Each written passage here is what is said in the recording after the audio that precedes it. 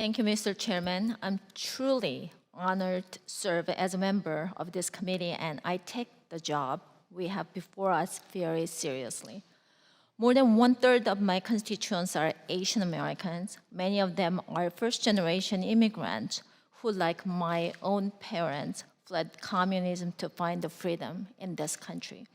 For them and for me, the threat from the Chinese Communist Party is personal.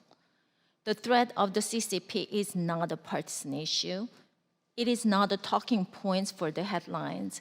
It is the greatest single threat facing the American people and democracy around the world. As member of this committee, I'm hopeful that we can come together to find real solutions to stop the CCP's advance, stand with our allies, and protect our national security.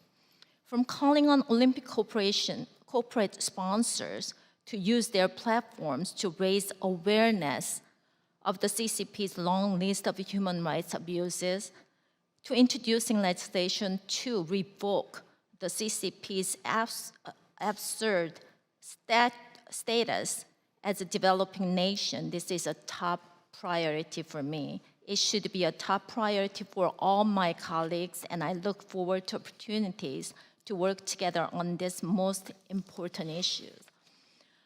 Mr. Hong, thank you very much that you are sharing inspiring story and your courage to stand up for freedom. Your decades of sacrifice, including the fateful night in Tiananmen Square, has led to you here tonight. And you have seen the CCP repression. Thank you for your work alongside with Wei Jingsheng. The CCP threw you into the labor camp. Having said that, a lot of times we are very much discouraged when you see elected officials across Western countries and global corporate companies turn a blind eye to the CCP and Chairman Xi Jinping. What do these CEOs and elected leaders need to do to protect those minority groups and vulnerable populations in China?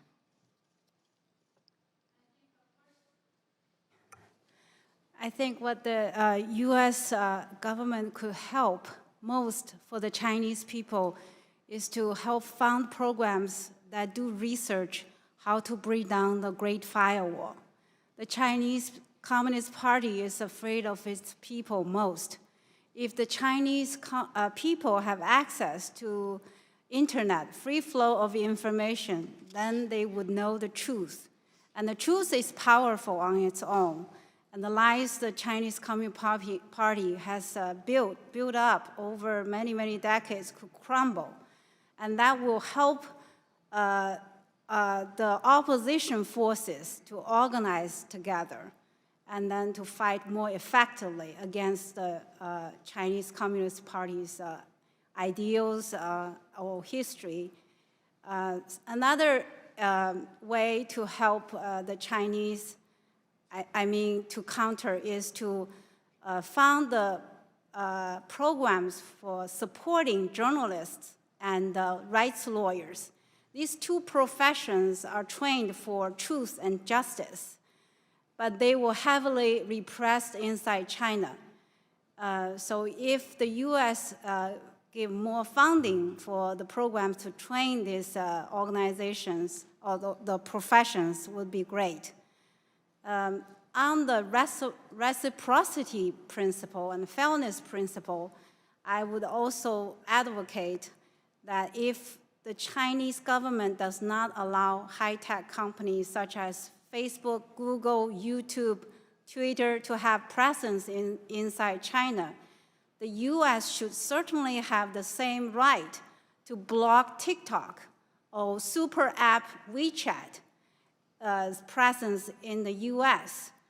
Many congressmen and congresswomen talked about the harm that TikTok has inflicted on the American teenagers. But I would call your attention to the harm that WeChat caused for the Chinese diaspora around the world.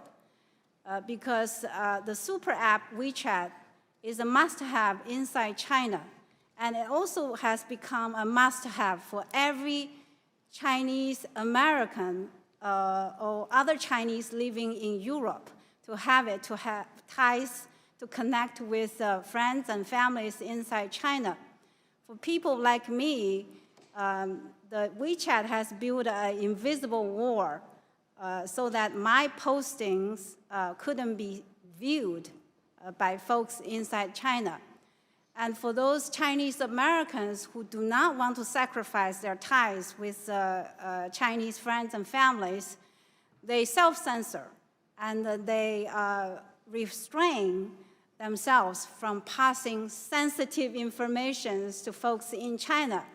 So this has pernicious effect on the free flow of information. And the US should certainly find ways to counteract this kind of pernicious, menacing effect. Thank you. Mr. Chairman, I have a question to General McMaster, but my time is up, so I'm going to submit in writing regarding trade violation. Thank you. Thank you. Mr. Auchincloss. This committee is about competition, and the competition is about values. As the testimony of Ms.